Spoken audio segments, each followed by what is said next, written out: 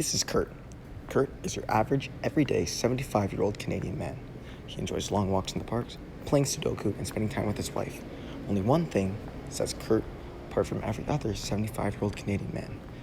That's right, Kurt suffers from asbestosis. To get some real context on how Kurt developed this debilitating disease, we have to travel back in time, say around 55 years, all the way back to the 1960s, a time when the rules and regulations we have set today were not really there, and things like asbestos were treated as miracles, back when we didn't know the true health factors it came with. Back in this time, our friend Kurt worked as a construction worker for a construction company that worked with roofing. Being a construction worker, Kurt was often exposed to asbestos, which is found lining roofs, walls, ceilings, floors, and even some clothing. The miracle material was resistant to heat as well as resistant to electricity.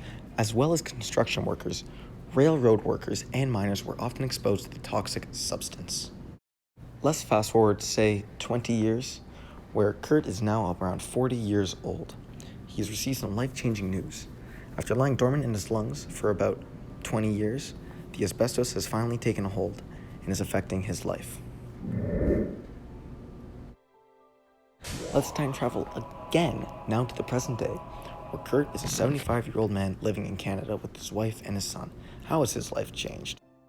For one, Kurt must now abstain from super salty foods and stick with fruits and vegetables. He's also drink copious amounts of water. Kurt also often visits his doctor for regular checkups to make sure that he's maintaining a healthy body and healthy lungs. Kurt is also advised to keep his mouth safe in cold weather and stay away from car exhaust as to further damage his lungs.